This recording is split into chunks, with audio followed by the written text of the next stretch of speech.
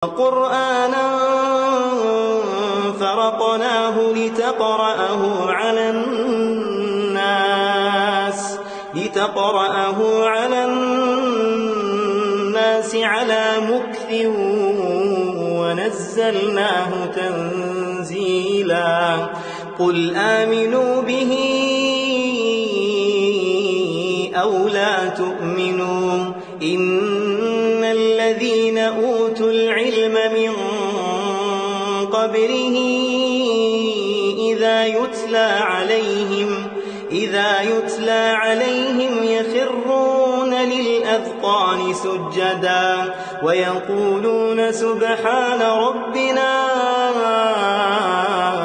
إن كان وعد ربنا لمفعولا.